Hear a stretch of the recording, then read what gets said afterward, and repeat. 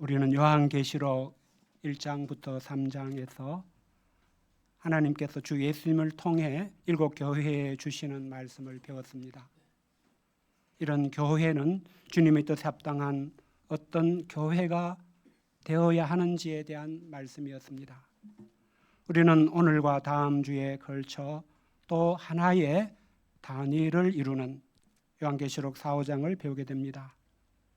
이 말씀은 교회에게 이후의 6장부터 22장에 나오는 모든 일들을 주관하시는 하나님, 이 하나님의 뜻을 숨기시는 주 예수님에 대해 가르쳐주는 말씀입니다. 우리가 이 말씀을 잘 듣고 받는 가운데 하나님과 예수님에 대해 깨닫고 배우는 것이 있게 되기를 기도합니다. 그래서 요한계시록 말씀을 알기 전보다는 하나님과 예수님을 더 잘 알고 믿게 되고 경배와 찬양을 드리는 우리가 되기를 기도합니다. 먼저 우리가 요한계시록 말씀을 읽거나 공부하며 이해하고자 할 때 알아야 하는 것을 한 가지 말씀드리고자 합니다.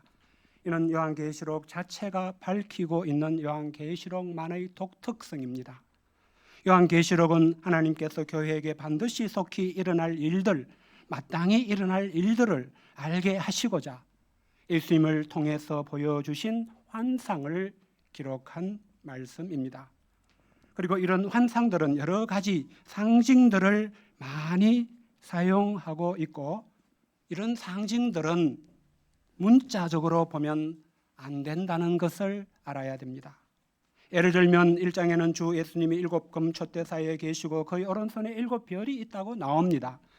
이런 말씀을 읽을 때 실제로 하늘에 7 금촛대가 있거나 주님이 그 사이에 계신다거나 실제로 7 별을 손에 쥐고 있다고 말하는 것이 아니라는 뜻입니다. 왜냐하면 요한계시록 자체에서 이런 7 촛대와 7 별에 대해서 7 교회와 7 교회의 사자를 가리킨다, 이것은 상징이다 라고 밝히기 때문입니다. 이는 3장에서 주님이 라오디게아 교회에 대해서 차든지 뜨겁든지 하라고 하셨을 때도 마찬가지였습니다. 차갑거나 뜨거운 것은 골로새의 차가운 샘물과 히에라볼리의 뜨거운 온천물을 배경으로 하는 상징적 표현입니다. 주님은 이런 상징적인 말을 사용해서 교회는 말씀의 진리와 섬김의 사랑이 있는 교회가 되어야 함을 말씀하신 것이었습니다. 그렇기 때문에 우리는 요한계시록을 읽거나 공부할 때 요한계시록만의 이런 독특성을 기억하면서 읽고 공부해야 함을 알 수 있습니다. 이는 1장에서 예수님을 묘사한 장면이나 다음 주에 공부할 5장에서 예수님을 묘사한 말씀을 읽고 공부할 때도 마찬가지입니다. 그런 묘사들은 상징을 사용해서 예수님이 어떤 분이신지를 우리에게 이해시키고자 하는 것이지 예수님의 실제 모습이 그렇다는 것이 아닙니다. 만일 예수님의 실제 모습이 죽임당한 흔적을 지닌 어린 양의 모습을 하고 있다거나 거기에다가 7 뿔과 7 눈이 있는 모습을 하고 있다면 이런 예수님의 모습은 얼마나 귀괴하고 이상해 보이겠습니까? 우리가 이런 요한계시록의 특징을 이해하고 요한계시록을 읽고 공부하는 것은 오늘 본문 말씀인 4장 이후부터는 더욱더 중요한 것이 됩니다. 거의 대부분 이제 환상과 상징으로 이루어져 있기 때문입니다. 오늘 본문에서 요한은 환상을 통해서 보좌에 앉으신 이 곧 하나님을 보았음을 기록하고 있습니다. 그러나 성경 전체에서 말하는 하나님은 영이신 분이십니다. 이 하나님은 사람의 눈에 보이는 물질의 차원에 속한 분이 아니십니다. 이 하나님이 사람처럼 앉는 의자가 필요하거나 의자에 앉아 있을 리도 없습니다. 그럼에도 예수님은 요한에게 하나님에 대해 알고자 하셨고 환상을 통해 보좌에 앉으신 이의 모습을 보여주셨습니다. 이는 하나님의 실제 모습을 그대로 보여주신 것이기보다는 앞에서 나온 예수님에 대한 묘사의 경우처럼 세상에서 왕들이 가진 지위와 통치행위를 상징하는 보좌를 상징으로 이용해서 하나님이 어떤 분이신지를 말해주는 것입니다. 실제로 오늘 말씀에서 보면 하나님이 어떤 모양을 하고 있는가를 말하는 데 강조점이 있지 않습니다. 그보다는 4장의 후반에서 볼 수 있듯이 내 생물과 24장로들의 찬양을 통하여 하나님이 어떤 위치에 계신 분이신가를 말씀하는데 초점이 있음을 볼 수 있습니다. 그러므로 요한계시록 말씀을 바르게 읽고 공부하게 되면, 다시 말해 성령님이 주시는 감동으로 듣고 깨닫고 영접하게 되면 하나님께 대한 우리의 내면적인 자세, 신앙이 달라지게 됩니다. 하나님은 거룩하신 분이시며 하나님은 전능하신 분이시며 하나님은 영원하신 분이심을 알게 되었기 때문에 이 하나님께 영광과 존귀와 감사를 돌리게 됩니다. 이 하나님을 참으로 믿고 섬기는 사람이 됩니다. 이 하나님께서 우리에게 이런 은혜 주시기를 기도합니다. 그러면 주님이 오늘 본 말씀을 통해 하나님에 대해 우리에게 알려주신 것은 무엇입니까? 1절에서 보듯이 사도 요한은 환상에서 하늘에 열린 문이 있는 것을 보았습니다. 요한은 처음에 자기에게 말하던 그 음성이 이리로 올라오라, 이후에 마땅히 일어날 일들을 내게 보이리라 하는 것을 들었습니다. 성령님이 이런 요한에게 임하셨고 요한은 하늘의 보좌를 베풀었고 그 보좌 위에 앉으신 이가 있음을 보게 되었습니다. 요한은 앉으신 이의 모양이 벽옥과 홍보석 같고 또 무지개가 있어 보좌에 둘렸는데 그 모양이 녹보석 같음을 보았습니다. 요한이 환상에서 본 것은 하늘과 열린 문, 보좌와 보좌에 앉으신 이의 모양이 벽옥과 홍보석 같은 것, 보좌에 둘린 무지개의 모양이 녹보석 같은 것이었습니다. 이것이 뜻하는 것이 무엇입니까? 먼저 하늘은 우리가 아는 하늘, 하나님이 창조하신 피조물로서의 하늘을 말하는 것이 아닙니다. 우리는 성경에 하늘이 나오면 구분 없이 우리가 생각하는 궁창, 우주 공간의 하늘, 또 영적인 하늘을 구분 없이 주로 이해를 합니다. 그러나 사도행전 7장 48절이 말씀하듯이 창조주이신 하나님은 자기 손으로 지은 곳에 계시지 않으십니다. 하나님이 계신 곳으로서의 하늘은 우리가 아는 하늘과는 다른 차원의 하늘, 영적 차원의 하늘을 뜻합니다. 하나님은 이런 하늘에 계시고 부활하시고 성천하신 우리 주님도 이 하늘에 계십니다. 이 하늘은 우리가 죽음 이후에 영혼으로 가게 될 하늘입니다. 주님은 요한에게 이 하늘에 열린 문이 있는 것을 보여주셨고 이 열린 문으로 요한이 하늘에 올라오게 하셨습니다. 이 열린 문에 대해 주님은 빌라델비아 교회에 주신 편지에서 내가 네 앞에 열린 문을 두었으며 능히 닫을 사람이 없으리라 말씀하셨습니다. 우리는 우리를 위해 주님이 하늘에 이 열린 문을 두셨음을 알고 있어야 됩니다. 우리는 이 세상에 살아갈 때 고린도서 4장 8절에서 말씀하는 것과 같이 사방으로 우겨삼을 당한 듯한 현실에 처할 수 있습니다. 이래도 안 되고 저래도 안 되는 상황, 나에게는 세상의 모든 길이 다 막힌 것과 같은 어려움을 겪을 수 있습니다. 정말 죽는 것만 남은 듯한 인생의 막다른 골목 앞에 설 수도 있습니다. 그러나 우리는 그때에도 예수님을 믿는 나에게는 하늘에 열린 문이 있음을 기억해야 됩니다. 그 열린 문으로 하나님 아버지께로 갈 수 있는 길이 남았음을 기억해야 됩니다. 지난주 크리스티나 김 선교사는 예수님을 믿지 않던 어머니가 자신이 교회에 갈 때마다 악담을 했다고 했습니다. 그랬는데 그 어머니가 40년 만에 예수님을 믿게 되신 후에는 인생 딴 거 없다, 예수 믿고 천국 가는 게 전부다 하신다고 간증했습니다. 예수님을 믿는 사람에게는 주님이 두신 이 열린 문이 있음을 기억할 수 있기 바랍니다. 요한이 열린 문으로 하늘에 올라가 본 것은 보좌와 보좌에 앉으신 이가 계신 것이었습니다. 요한이 환상으로 본 열린 문과 보좌와 보좌에 앉으신 이의 모습은 하나님의 집무실과 그 집무실에서 일하시는 하나님의 실제 모습을 그대로 묘사한 것이라고 보기는 어렵습니다. 앞에서도 말씀드렸지만 하나님은 영이시기 때문입니다. 그래서 이 하나님이 틀림없이 실제하고 계시다는 것, 이 하나님이 창조주의 주권과 권세를 가지시고 모든 창조 세계를 다스리고 계시다는 것을 사람에게 알게 하는 데는 한계가 있을 수밖에 없습니다. 우리는 피조물인 사람으로서 눈으로 볼 수 있는 것이 가시적인 것에 피조 세계에 국한되어 있습니다. 그래서 예수님께서는 사람이 되어심으로 하나님이 계심을 보여주셔야 했습니다. 또한 공생애 중에 하나님과 천국에 대해서 말씀하실 때는 비유를 통해 말씀해 주셔야 했습니다. 그래서 요한계시록에서는 성령 안에서 환상과 상징으로 하나님과 하나님이 하시는 일을 보여주신 것을 알 수 있습니다.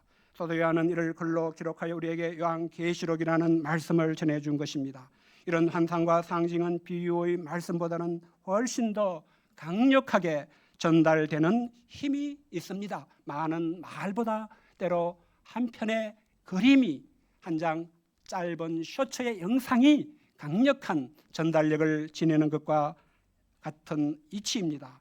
오늘날 책보다 유튜브나 인스타 영상으로 전달되는 그런 내용들이 더 강력한 것과 같습니다. 이런 요한계시록 말씀은 세상에서 박해와 유혹을 겪어야 하는 교회에게 하나님을 믿고 섬기는 데서 더 굳센 믿음과 확신을 가지게 돕고 이기는 자가 되도록 도우시려는 하나님의 섭리며 거신 은혜였습니다. 그런 점에서 우리가 요한계시록을 공부하고 바르게 이해하게 된다면 하나님이 주시는 이런 큰 은혜를 우리도 받게 될 줄을 믿습니다. 다만 이를 위해서는 우리도 성령에 감동되는 것, 성령님이 우리에게 역사하시는 것이 필요합니다. 이 때문에 겸손하고 간절하게 기도하며 요한계시록을 공부해야 될 줄을 믿습니다. 요한이 자기 시대에 보는 것이나 우리가 우리 시대에 보는 것이나 사람의 눈으로 보는 것은 무엇입니까? 세상의 군왕들이 특히 오늘날은 정치 지도자들이 그들의 보좌, 그들의 집무실에 앉아 세상을 주관하고 다스리는 모습입니다. 사도 요한의 시대는 로마의 황제가 온 천하를 이렇게 주권과 권세로 다스렸습니다. 거의 모든 사람들은 이런 로마 황제를 믿고 섬기며 로마 황제의 말, 곧 로마의 법을 따라 살아갔습니다. 우리는 6월 3일 지방선거에서 사람들이 이렇게 하는 것을 보았을 것입니다. 이렇게 하는 것이 적어도 이 땅에서 사는 동안은 당연했고 현실적으로 더 잘 사는 길로 보일 수 있습니다. 반면에 하나님의 백성들이 믿고 섬기는 하나님은 우리 눈에 보이지가 않습니다. 하나님이 하시는 일도 성경을 모르거나 영적인 눈이 열리지 않으면 보이지가 않습니다. 그렇기에 하나님을 참으로 믿고 하나님의 일에 힘쓰는 사람이 되는 것은 하나님의 특별한 부르심과 성령님의 역사심이 있어야만 됩니다.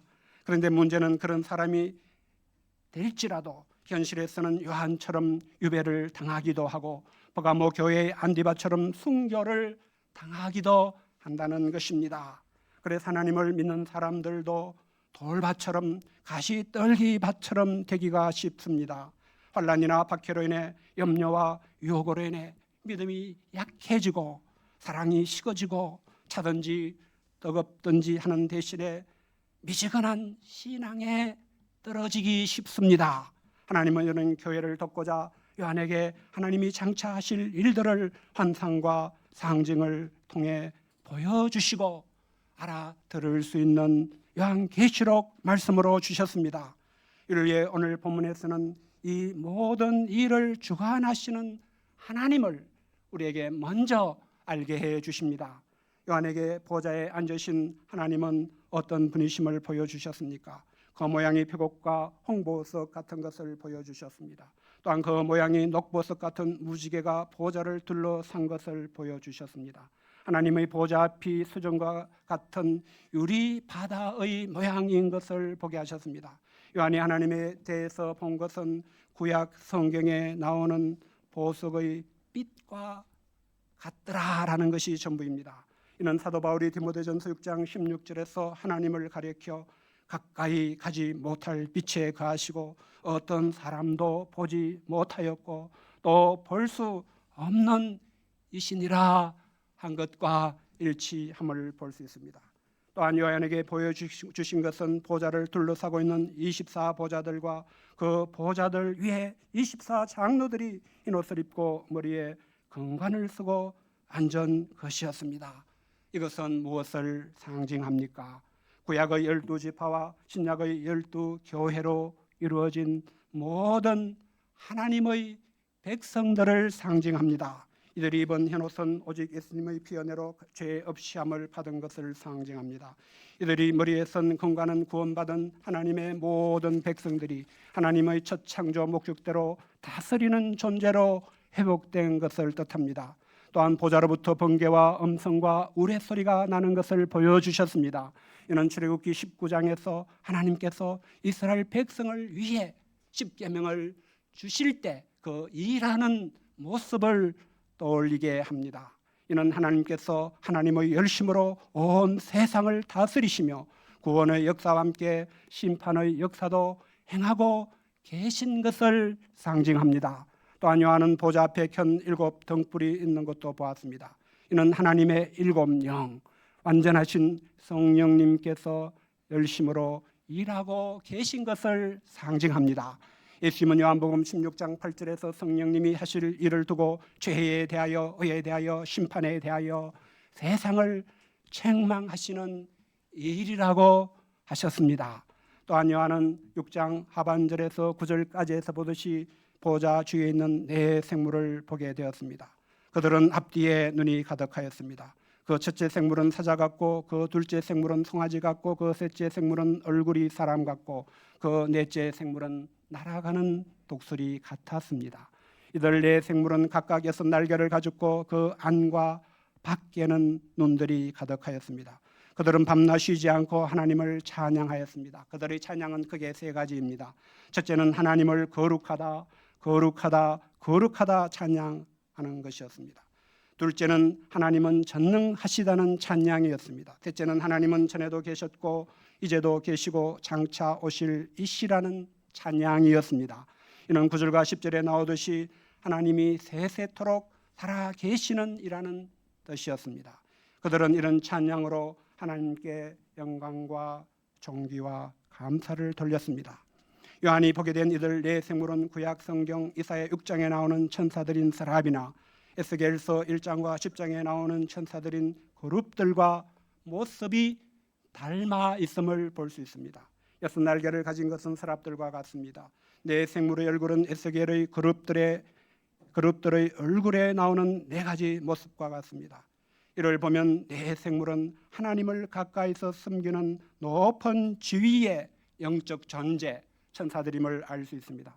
이들의 특징은 앞뒤에 눈들이 가득하고 6 날개의 안과 주위에도 눈들이 가득하다는 것이었습니다.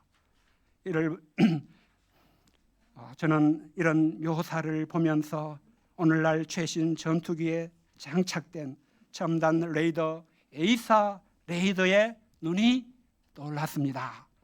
이 에이사는 500km 밖에 있는 것들도 다 이렇게 포착할 수 있는 그런 놀라운 눈을 뜻하지요. 하나님을 섬기는 높은 지위의 천사들이 가진 많은 눈은 하나님에 대해 무엇을 말해줍니까? 하나님이 모든 것을 보시고 모든 것을 아신다는 것을 상징합니다. 하나님은 이런 네 생물의 눈들을 통해 모든 것을 보시고 모든 것을 아신다고 교회에게, 우리에게 말씀하고 계십니다. 하나님은 사람을 아시되 속까지 보시고 아십니다. 하나님은 사무엘 16장 7절에서 내가 보는 것은 사람과 같이 아니하니 사람은 외모를 보거니와 나 여호와는 중심을 보느니라. 속을 본다 하셨습니다. 그런데 시편 94편 7절에는 하나님이 없이 사는 악인들은 온갖 악을 행하면서도 생각하기를 여호와가 보지 못하며 야곱의 하나님이 알아차리지 못하리라 한다고 합니다. 그러나 이는 어리석은 생각입니다. 시편 94편 9절에서 11절은 이 말씀에 이어서 이들에 대해 이렇게 말씀합니다. 귀를 지으신 이가 듣지 아니하시랴, 눈을 만드신 이가 보지 아니하시랴. 백성을 징벌하시는 이 곧 지식으로 사람을 교훈하시는 이가 징벌하지 아니하시랴. 여호와께서는 사람의 생각이 허무함을 아시느니라 말씀합니다.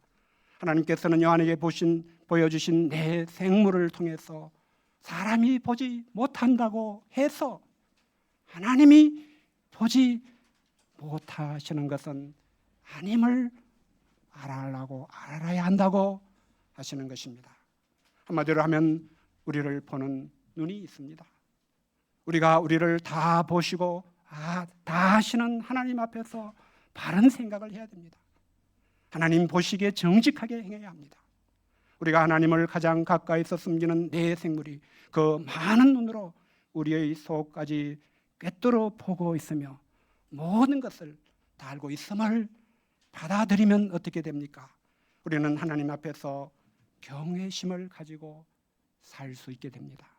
우리가 이를 영접함으로 사람의 눈을 속이며 살지 않기를 기도합니다.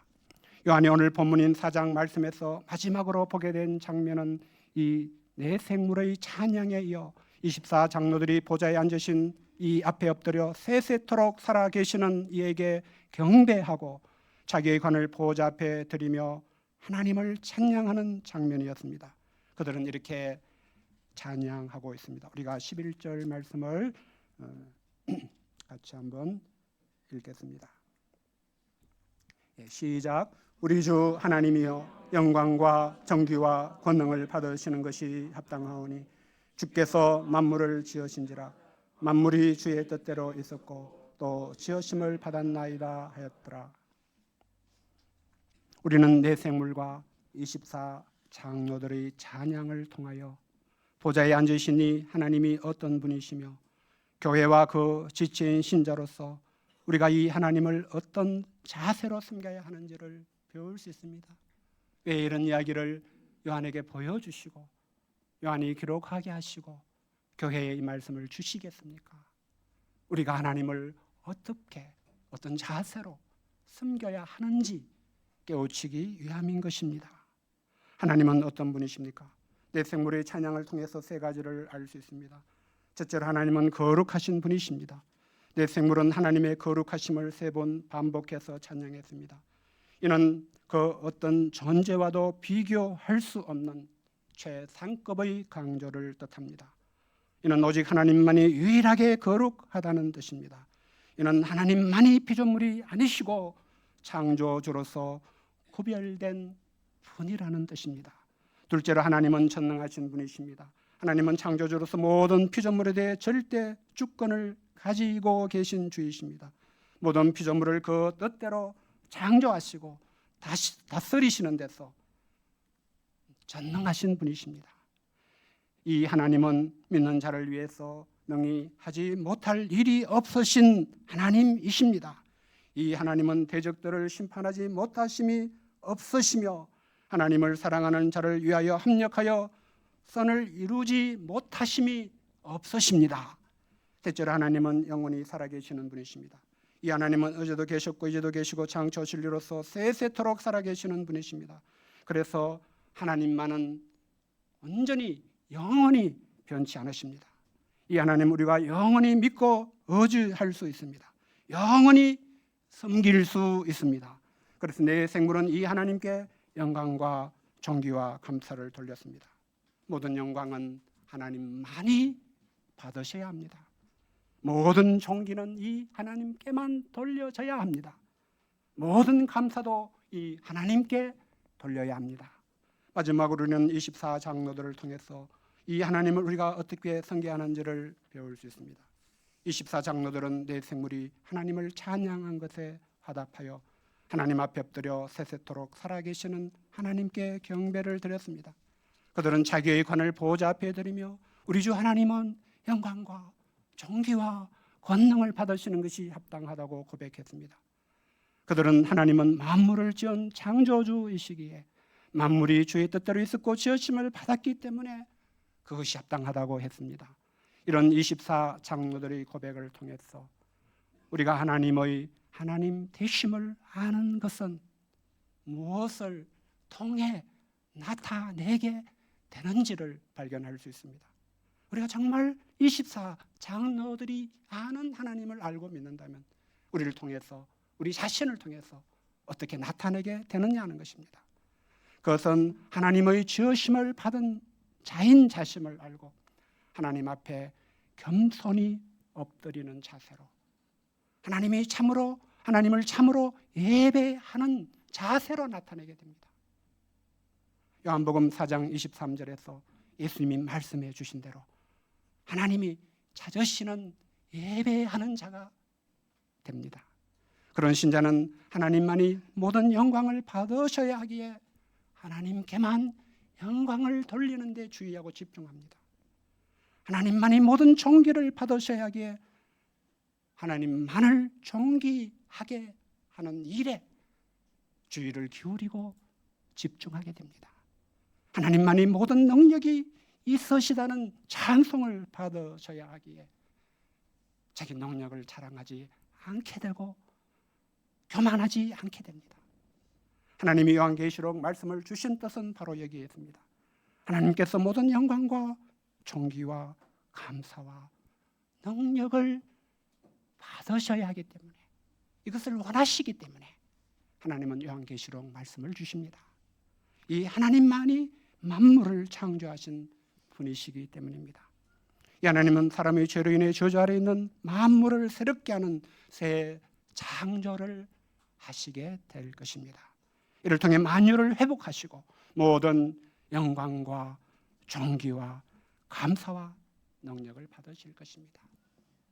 교회는 이 하나님의 특별하신 은혜를 받아서 미리 하나님께 영광과 감사와 존귀와 능력을 돌려드릴 수 있는 축복에 초대받았습니다.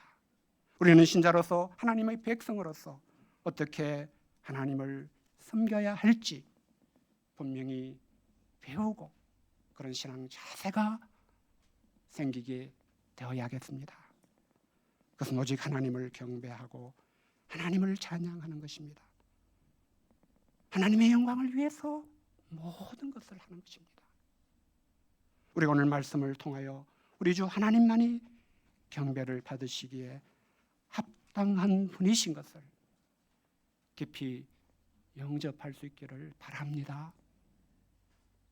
그래서 하나님 앞에서의 이 자세가 분명한 신자들로서 신앙생활을 하게 되기를 바랍니다. 이 자세가 분명하면 하나님께 영광 돌리지 못할 수가 없고 주위 사람들에게 은혜가 되지 못할 수가 없습니다. 요한계시록 말씀이 주는 이런 은혜를 받아서 우리가 사는 이 세상은 모든 매체를 다 동원해서 모든 사람들의 삶과 모습을 통해서 자기를 사랑하고 자기의 영광을 구하라고 우리를 유혹하고 우리의 멱살을 잡고 끌고 갈지라도 우리는 그런 유혹을 이길 수 있기를 바랍니다. 요한계시록을 제대로 공부하고 창세기처럼 제대로 이해하고 그 말씀을 우리의 영혼에 새기게 됨으로써 우리가 이런 신앙으로 버전업이 되고 업그레이드가 다 될 수 있기를 간절히 기도합니다. 요절 말씀 읽고 기도하겠습니다. 시작. 내가 곧 성령에 감동되었더니 보라 하늘에 보좌를 베풀었고 그 보좌 위에 앉으신 이가 있는데, 하나님 아버지, 오늘은 요한계시록 4장을 통해서 우리 하나님은 어떤 분이신지, 얼마나 거룩하시며 얼마나 전능하시며 얼마나 우리를 사랑하시는지, 우리의 모든 영광과 감사와 존귀와 능력을 돌려야 하는 분이신지 일깨워 주셔서 감사합니다. 우리가 요한계시록 4장 말씀을 묵상하는 주간을 통해서 나의 하나님께 대한 신앙의 자세, 섬기는 자세가 다시 새로워지고 다시 정립될 수 있게 되기를 원합니다. 성령으로 우리를 감화 감동하여 주시옵소서. 말씀을 마음에 새겨 주시옵소서. 한 사람의 미천한 죄인일지라도 하나님의 크신 은혜를 받아서 하나님께 영광, 사람에게 은혜 끼치는 우리가 다 될 수 있게 축복해 주시옵소서. 예수님의 이름으로 기도드립니다. 아멘.